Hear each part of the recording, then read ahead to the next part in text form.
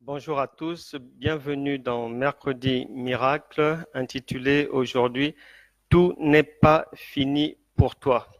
Voilà ce que j'ai reçu du Saint-Esprit aujourd'hui pour tout un chacun et j'espère que la parole sera bien reçue dans les cœurs et de manière à ce que le Saint-Esprit puisse facilement après faire du bien à tout le monde. Bonjour à tous. Je ne vois pas, mais les noms de ceux qui sont là, il n'en demeure pas moins que je vous salue tous, hein, vous, vos familles, les enfants, les époux, tout le monde. Recevez mes salutations. Alakou Karl Johnny, bonjour, bienvenue.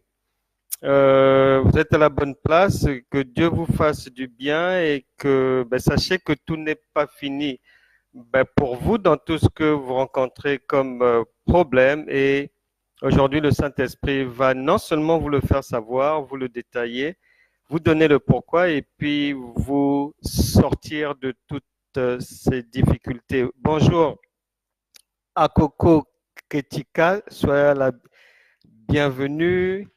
J'espère que tu vas bien et je sais que tu vas bien.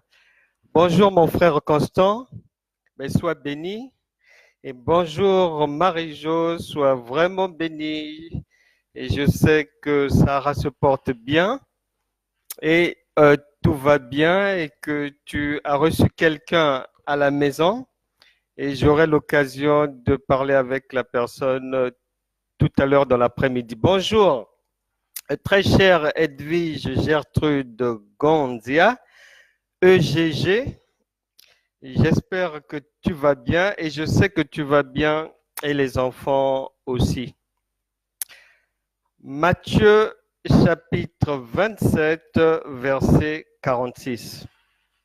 Notre lecture du jour, c'est la parole que le Saint-Esprit a donnée pour qu'on puisse traiter du sujet « Tout n'est pas fini pour toi ». Alors, Edwige, tu vas nous faire la lecture. Bonjour, très cher frère Georges.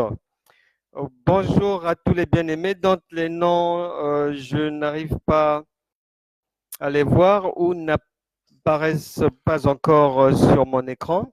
Mais soyez bénis. Et puis donc, je disais, on rentre dans Matthieu chapitre 27, verset 46. La lecture, c'est pour Edwige. On t'écoute.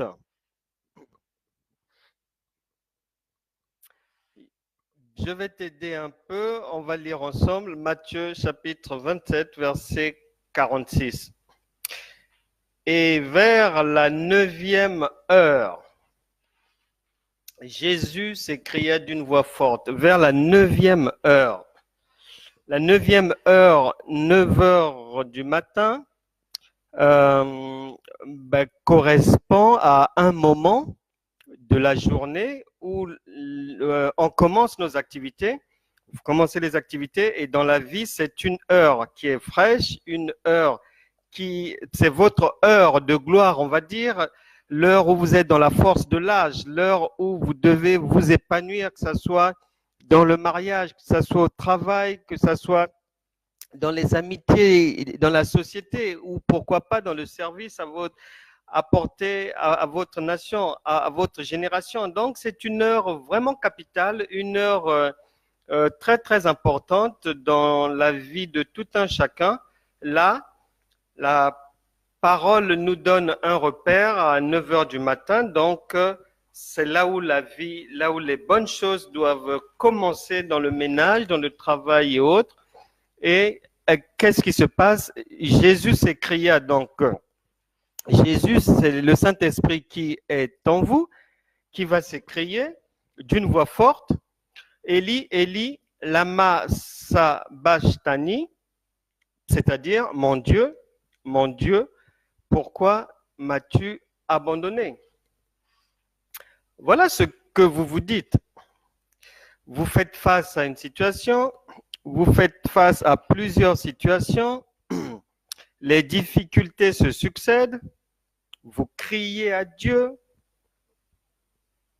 le Seigneur Jésus n'est plus physique, il est maintenant en vous par le Saint-Esprit. N'oubliez pas que la Bible dit, psaume 82, versets 5 et 6, que la parole dit, ne vous ai-je pas dit que vous êtes des dieux? Donc vous êtes des dieux et vous criez au Père par rapport à une difficulté que vous traversez, par rapport à des problèmes qui n'en finissent pas. Vous avez l'impression d'être harcelé, non seulement de jour, mais de nuit aussi. On vous cherche noise. Vous avez l'impression que l'on vous cherche noise. Que ce soit dans la famille, que ce soit au travail. Même lorsque vous voyagez, vous avez l'impression que les ennemis vous attendent même là-bas ou vous ont précédé dans ce pays-là. Dans les démarches que vous faites, que vous entreprenez, vous rencontrez une opposition vraiment tenace et vous criez à Dieu, mais peut-être même depuis des années.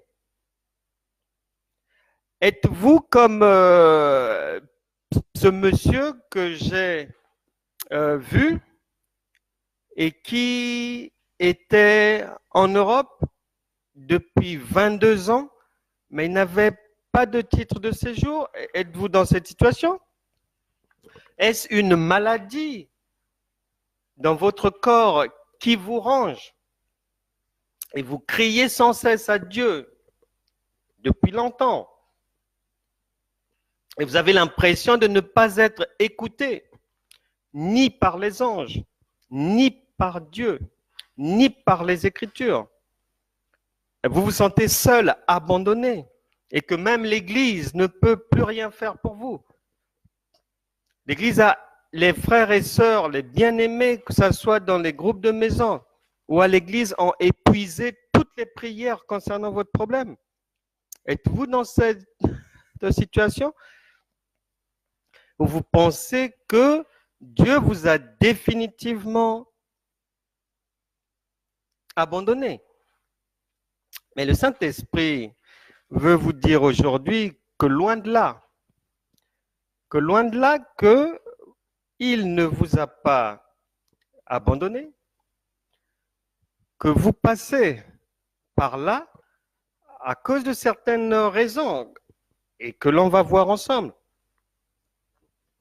Et sachez que lorsqu'on se retrouve dans le désert, lorsqu'on se retrouve dans le feu, lorsqu'on se retrouve dans une grotte et qu'il y a une grosse pierre comme avec Lazare sur votre tête, il y a une manière de faire appel au Seigneur en vue de sa délivrance, de ses difficultés, de ces problèmes-là. Et l'une des premières choses à faire, et les gens n'ont pas ce réflexe-là, c'est d'abord de s'examiner soi-même. L'apôtre Paul nous l'a répété dans ses lettres à l'église de Corinthe. On doit s'examiner pour savoir non seulement si nous sommes toujours dans la foi, et puis aussi savoir quelles sont nos responsabilités dans ce qui nous arrive. S'examiner soi-même et puis examiner sa situation à la lecture des Écritures. C'est pour ça que nous encourageons les gens et nous distribuons la parole de Dieu. Parce que c'est la vérité qui délivre, c'est elle qui affranchit, c'est elle qui apporte la lumière, la révélation, le salut. Ayez l'habitude de méditer la parole et d'aller examiner vos difficultés avec la parole de Dieu. Pour savoir qu'est-ce que la parole dit de ce problème. Qu'est-ce que la parole dit des drames que vous traversez? Dieu dit quoi? C'est vrai que vous allez entendre les bruits des hommes, des conseils disparates comme ça, mais le plus important, c'est de savoir ce que Dieu dit par rapport à cette situation, par rapport à votre problème. Et une fois que vous avez devant vous la parole de Dieu et que vous avez fait un examen de conscience, vous aurez les armes pour sortir de ce tombeau, pour sortir de la difficulté. Maintenant, quelqu'un va me demander quelles sont ces armes de Dieu. Il y a la parole de Dieu à votre disposition. Vous avez la foi. Vous avez le Saint-Esprit qui est Dieu en vous. Vous avez les promesses divines reçues, que ce soit par la parole ou en songe. Vous avez le don de la foi pour la plupart d'entre vous. Vous avez la déclaration prophétique. Vous avez tous ces éléments-là, toutes ces armes de Dieu pour sortir d'une difficulté, d'une tombe. C'est pour ça que tout n'est jamais fini. Et vous n'avez utilisé aucune de ces armes et vous croyez déjà vaincu. Non. On ajoute une autre arme, le courage.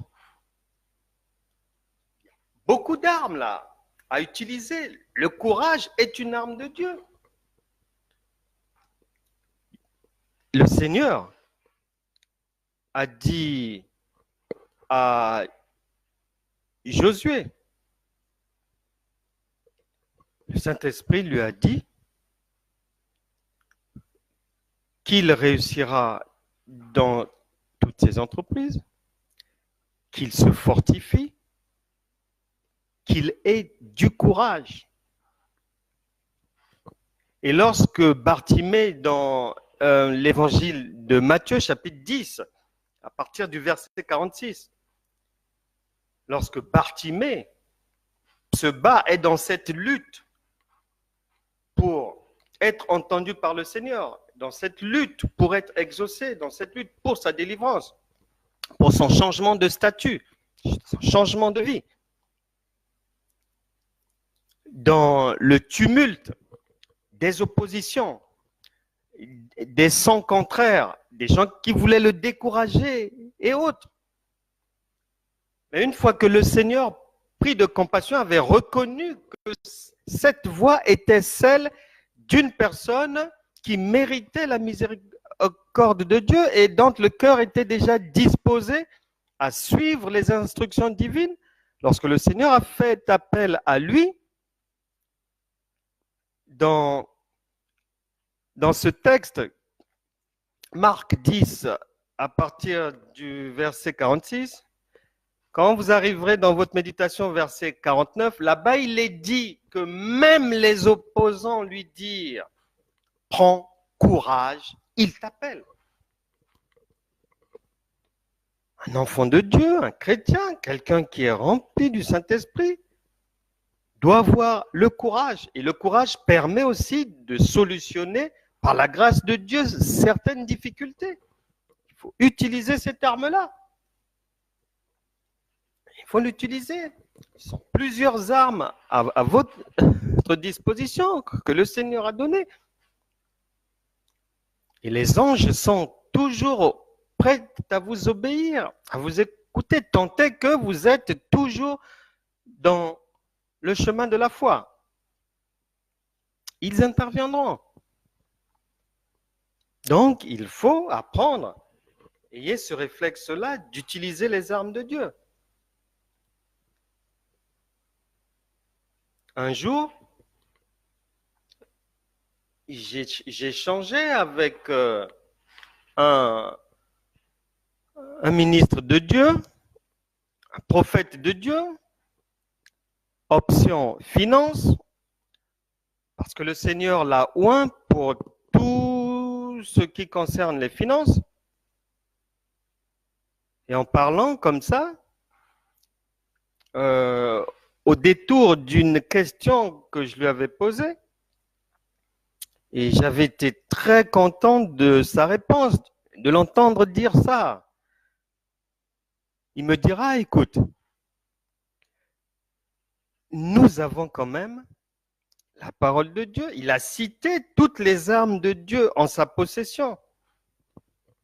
Et il finira par dire, ajouter à cela, j'ai un don de Dieu pour la prospérité. Et il me dira donc, avec tout ça là, si je te dis que je manque d'argent, je te mentirai. Mais si je te dis aussi que je n'ai pas d'argent, je te mentirai aussi. Et il me dira qu'avec toute cette armurerie, l'argent, je vois quand même l'argent. Parce que le Seigneur a donné des capacités pour résoudre toute situation liée à l'argent. Donc, on doit s'examiner à la lecture des Écritures, utiliser les armes de Dieu disponibles pour sortir du tombeau, pour sortir d'une situation difficile, pour résoudre les choses compliquées, pour mettre fin à des problèmes qui n'en finissent pas, que ce soit dans le ménage, que ce soit dans la recherche d'une conjointe, d'un conjoint, que ce soit des problèmes sexuels, que ce soit des problèmes d'ordre financier. Il faut utiliser ces armes. Et ensuite, pour bien les utiliser, face à une situation, on doit faire l'état des choses. L'état des choses veut dire, est-ce que je me retrouve volontairement dans cette situation? Est-ce que je me retrouve involontairement dans cette situation? Est-ce que c'est la faute à quelqu'un? Et cela nous permet d'ajuster nos prières, de savoir comment faire. Si c'est la faute à quelqu'un, il faut repousser cette attaque, il faut repousser les ennemis. Mais si c'est notre propre faute, on implore d'abord la miséricorde de Dieu et puis la puissance de Dieu va enlever l'obstacle. Pourquoi est-ce que vous avez fait état de vos diplômes sur votre lieu de travail? Pourquoi est-ce qu'avec certaines personnes, vous avez voulu montrer votre science, votre intelligence? Vous ne savez pas que le cœur de l'homme est tortueux et que vous vous retrouvez dans des problèmes aujourd'hui à cause de votre langue non tenue, à cause de votre manque de sagesse? Il faut faire attention. Il y a des gens qui ne supportent pas marcher, travailler, faire affaire ou être ami avec quelqu'un qui a été plus loin à l'école que lui, plus loin à l'école qu'elle. Donc à ce moment-là, il faut savoir être sage et s'éviter des problèmes. Vous vous retrouvez peut-être aujourd'hui, depuis même des années, dans des problèmes comme ça, à cause de votre propre bouche et qui vous a vendu aux ennemis. Vous n'avez pas de promotion au travail depuis des années. Vous avez des difficultés dans la société. Examinez-vous bien. N'est-ce pas dû à cela? N'auriez-vous pas trop parlé?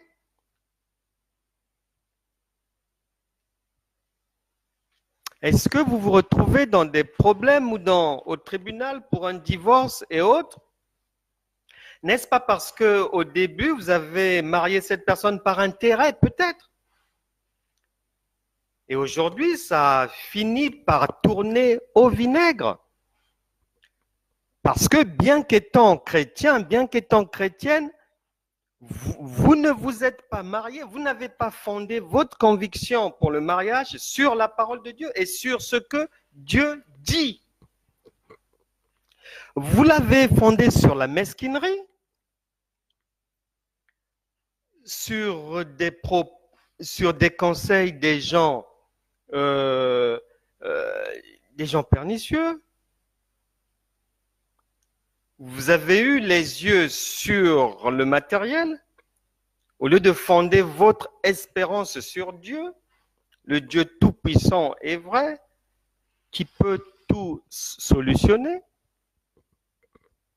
Peut-être que donc aujourd'hui, vous vous retrouvez dans ces difficultés-là parce que vous aviez loupé le départ. Lorsqu'on n'est pas chrétien, il n'y a pas de problème, les gens peuvent marcher par calcul et autres. Mais lorsqu'on est chrétien, dans notre royaume, quand vous venez chez nous, on marche par la foi. Et si vous ne marchez pas par la foi, vous voulez ramener le monde dans votre maison, vous voulez mixer Dieu et le monde, vous voulez faire une sorte de brassage de Dieu et de César, vous le payerez très très cher parce que la Bible déclare on ne se moque pas de Dieu.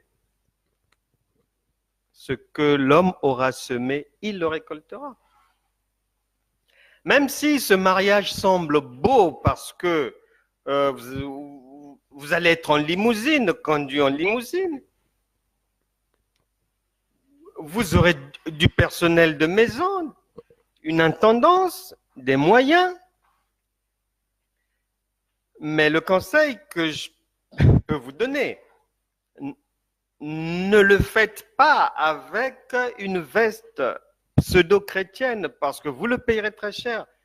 C'est Dieu qui va vous précéder et va vous combattre dans ce ménage. Vous aurez l'argent, mais il vous enverra un cancer. Ça se paye cash. On ne se moque pas de Dieu. Soit vous marchez comme le monde, ou soit vous marchez selon les règles édictées par notre royaume. Et la parole de Dieu, elle s'applique à la lettre. On ne la mélange pas avec des considérations humaines. On ne la mélange pas avec ce qui n'est pas de Dieu. Lorsque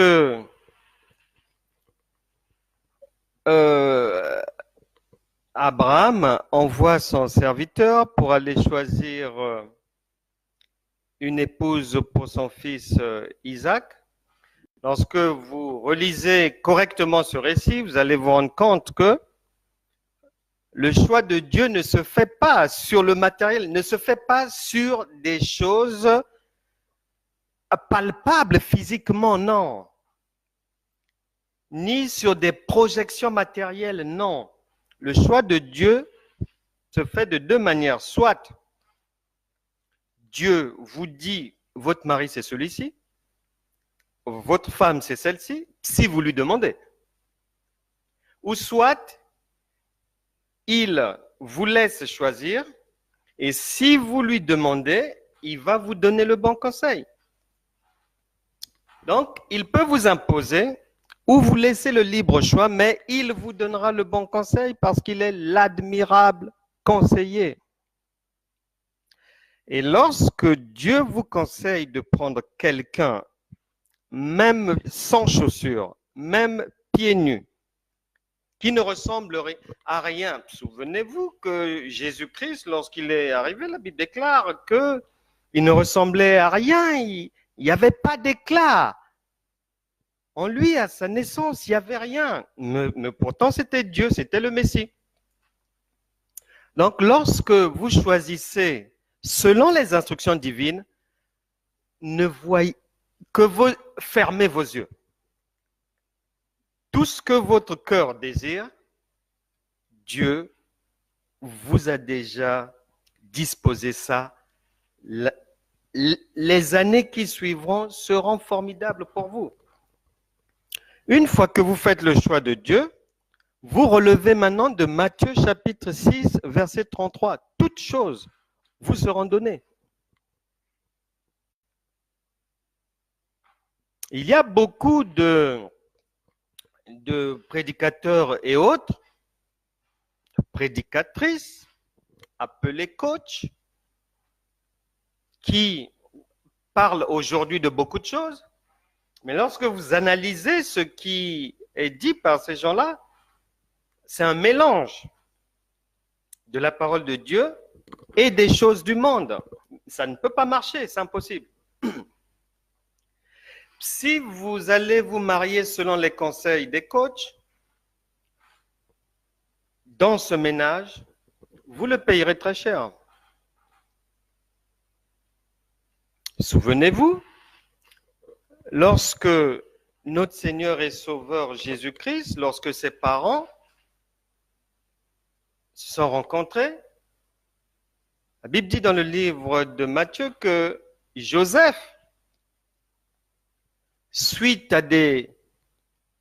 à quelque chose qu'il avait remarqué sur Marie, il s'apprêtait à la répudier, il s'apprêtait à rompre discrètement avec la fiancée. Mais Dieu est venu lui dire de ne pas le faire et de rester avec elle. Donc si Dieu vous parle, restez là. Même si la personne est au chômage, même si la personne est à pied, même si elle n'est pas considérée, même si elle ne sait pas parler votre langue, même si,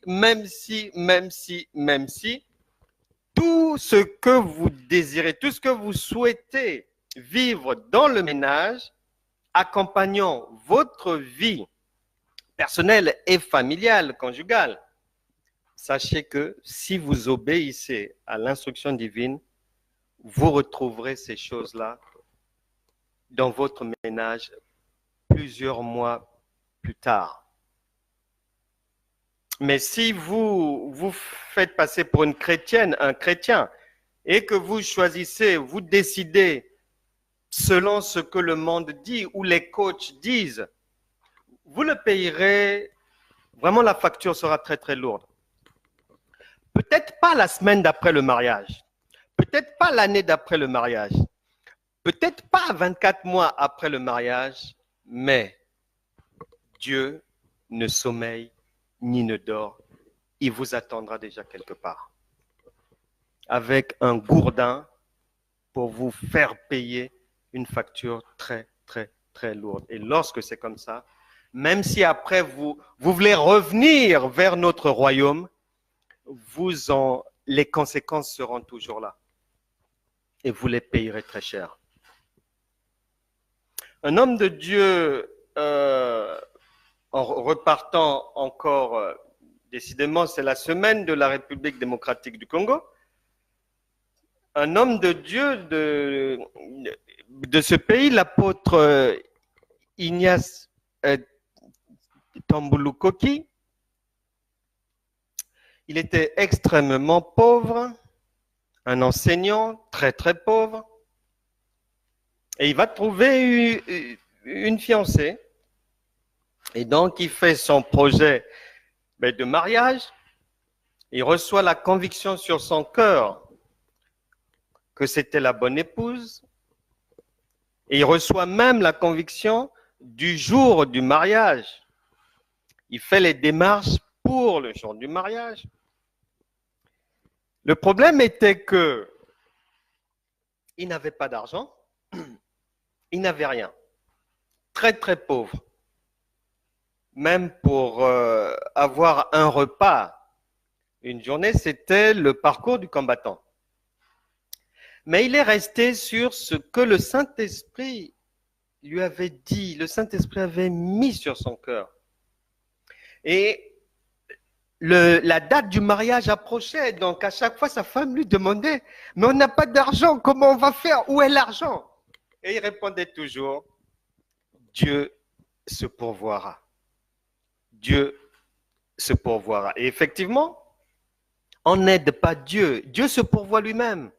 Mais souvenez-vous, lorsque Abraham allait sacrifier son fils Isaac au mont Moriah, le fils avait demandé au père à un moment donné que oui, je vois l'agneau, mais je ne vois pas ben, le couteau.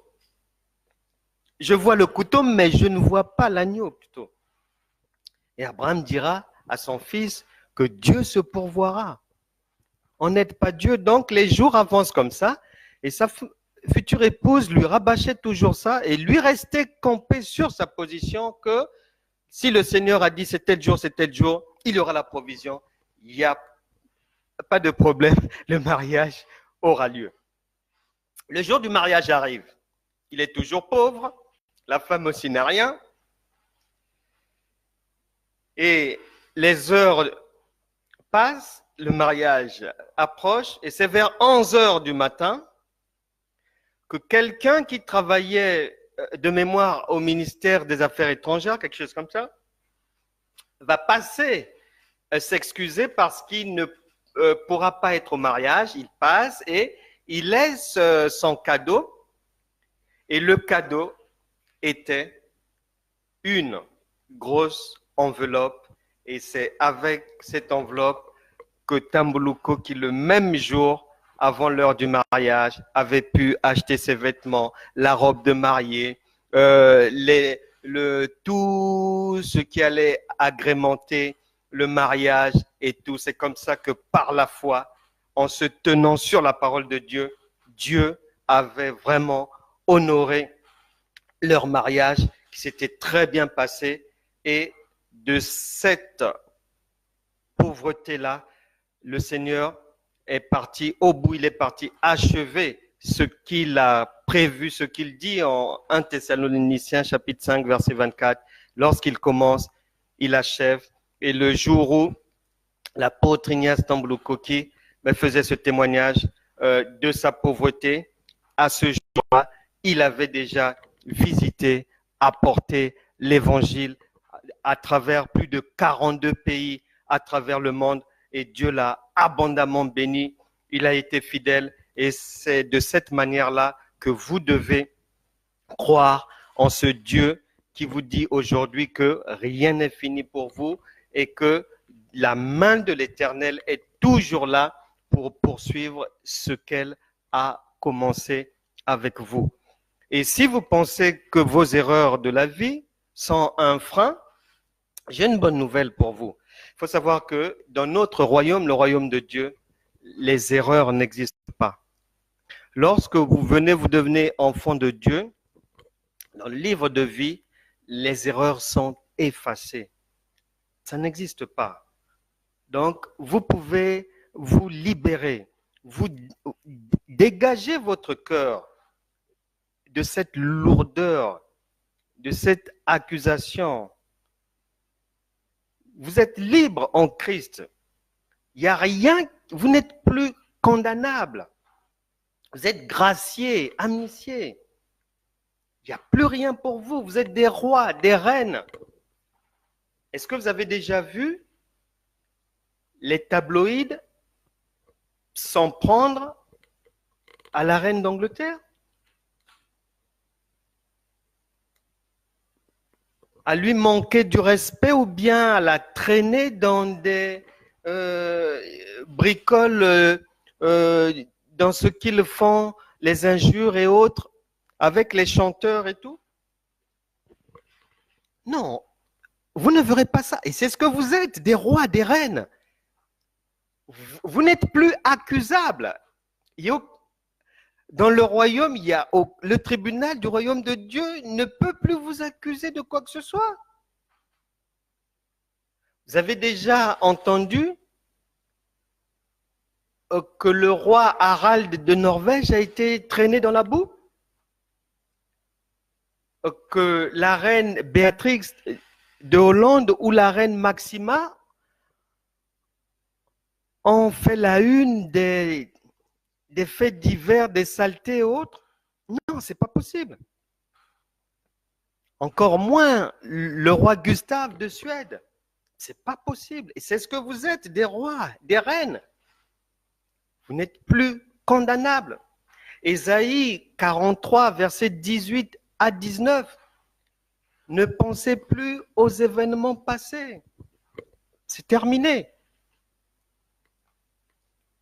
Et il faut retenir que, mais ces choses-là vous sont arrivées pour que vous puissiez apprendre de vos erreurs. Le Seigneur nous enseigne à travers nos erreurs. Et Dieu, quelle que soit la situation, quels que soient vos problèmes, a le pouvoir de ressusciter, que ce soit un dossier, que ce soit un mariage, que ce soit une entreprise, tout ce que vous voulez. Dieu a la possibilité de ressusciter toutes choses. Romains chapitre 11, verset 24, il a le pouvoir de vous greffer de nouveau. Donc il n'y a pas de problème. Mettez vos soucis à terre. Vous n'avez plus rien à faire avec ça. Vous êtes dans le royaume de Dieu, un royaume qui cherche des problèmes pour les solutionner. Donc vous êtes les bienvenus dans le royaume de Dieu. Et si vous avez des problèmes, c'est tout bénef pour le royaume de Dieu. Parce que le royaume cherche des occasions, des opportunités pour manifester sa gloire à travers vous et dans vos vies. C'est ce que Dieu cherche. Donc tout n'est pas fini pour vous, rien n'est fini. Ça commence en fait pour vous, c'est maintenant que ça commence. Vous avez suffisamment crié. Vous avez dit au Seigneur, Élie, Élie, lama sabachthani, mon Dieu, pourquoi m'as-tu abandonné? Le Seigneur répond que non, vous n'avez pas été abandonné puisque je suis venu vivre en vous par le Saint-Esprit. Je suis avec vous. Je vous ai dit jusqu'à la fin du monde. Et il ajoute, par sa parole, Jean chapitre 19, verset 30, que tout est accompli. Toutes vos difficultés que vous aviez, tout votre capital retenu contre vous, péché, et tout ce que vous voulez, erreurs, omissions et autres, ont été enterrés. Le Seigneur a tout accompli pour que vous puissiez marcher en nouveauté de vie. Que vous puissiez vraiment être une nouvelle personne. Même si votre couple, même si quelqu'un vous avait épousé par intérêt, Dieu est capable de changer son cœur et d'y mettre l'amour pour vous. Nous avons vu ces choses. De quelqu'un qui s'est marié sans sentiment, par intérêt, mais qui après quelque temps n'a plus voulu quitter la personne. Dieu a envoyé l'amour, les sentiments. Le royaume de Dieu a tout en réserve. Si on vous a roulé financièrement, ce n'est pas un problème. Il y a des ressources pour faire en sorte que vous puissiez avoir 100 fois plus que ce qui vous a été pris. Et c'est ce qui va vous arriver aujourd'hui. Retenez que même si ça fait des années que votre situation perdure, le Seigneur siffle la fin de cette diabolique récréation aujourd'hui. Et nous allons nous séparer par la porte américaine, par les États-Unis aujourd'hui, où il y a un homme de Dieu, un ministre de Dieu, qui s'appelle Bill Johnson, ministre de Dieu, option guérison divine. Travaille dans la guérison divine. Spécialité, guérison des cancers. Romains chapitre 12, à partir du verset 6, jusqu'en bas là-bas, vous lirez comment est-ce que les dons, le Saint-Esprit donne à foison les dons à quiconque. Et en matière de guérison, on parle des guérisons. Il faut le savoir, il y a des spécialistes du cancer, des spécialistes de la guérison du diabète, des spécialistes de la guérison du sida. Le royaume de Dieu travaille dans la précision. Donc l'Américain Bill Johnson est ministre de délivrance dans la guérison divine, spécialité cancer. Et à ses débuts, donc, il allait prier pour les malades, il priait et tout, et il n'avait pas de résultat. Mais il savait, par la conviction, par les songes, par la parole prophétique, que le Seigneur le destinait à prier pour la guérison des gens, mais particulièrement pour les cancéreux. Donc, il va s'exercer, il n'y a pas de résultat. Il prie, il n'y a pas de résultat. Il prie, il n'y a pas de résultat. Il était parti à un endroit où on lui avait permis, s'il voulait perdre son temps, ben, qu'il vienne tous les jours prier pour les malades. Donc, c'est ce qu'il faisait.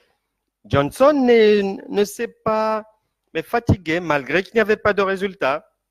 Il revenait tout le temps, il priait, il n'y avait rien. Il priait, il n'y avait rien. C'est peut-être comme vous. Vous avez tout essayé, il n'y a rien. Vous avez parlé, il n'y a rien. Vous avez passé des coups de fil, fait intervenir les gens, ça ne marche pas. Vous avez tout tenté, il n'y a rien. Vous avez même donné de l'argent, ça ne marche pas. Et Johnson, donc, travaillait, il poursuivait, il persévérait. La parole de Dieu nous demande d'être persévérants. Et un beau jour, lorsque Johnson avait prié pour la 600e personne au total, et avant il n'y avait pas eu de résultat, arrivé à la 600e personne, dans cet hôpital-là, il y a eu la guérison de la 600e personne. Le jour où la 600e personne a été guérie, il y a eu l'enclenchement de la guérison de tous les malades du cancer de cet hôpital. 599 échecs, 600e réussite et guérison de tout le bâtiment des cancéreux. Ce que le Saint-Esprit a fait avec Johnson, il le fait aujourd'hui avec vous. C'est pour ça qu'il vous dit que tout n'est pas fini, ça commence maintenant. Que tous ceux qui sont malades du cancer, au son de ma voix, reçoivent la guérison divine. Que tous ceux qui souffrent d'hypertension, cirrhose de foie, de maladies incroyables, diabète, sida, reçoivent la guérison divine au son de ma voix. Que ceux qui sont paralysés se lèvent au son de ma voix. La marche commence aujourd'hui pour eux. C'est aujourd'hui le jour de la délivrance. Le Seigneur a dit, tout est accompli. Là où ça ne marchait pas, allez-y maintenant. Le Seigneur a dit, tout est accompli et en Christ, vous êtes victorieux. La Bible déclare, Romains chapitre 8, verset 37, si Dieu est avec vous, qui sera contre vous? Je prie que toute personne connectée aujourd'hui ou qui se connecteront plus tard à cette parole de Dieu libérée, que toutes ces personnes reçoivent la guérison divine dans leur corps, leurs âmes, leurs esprits et leur cœur, peu importe le nom de la maladie, recevez la guérison divine du sommet de votre tête à la plante des pieds et il en sera ainsi au nom de Jésus. Amen. Nous allons prier pour Madame Claire Duda, Laurette Iseseka, Françoise Chituka, Claudia Mbama, Daniel Boulanger, Marcelin Kassereseka, Léane Ziefe, Marie-Laure Dangui Lukula, pour la sœur Absetou, ainsi que pour Madame Amandine Atta.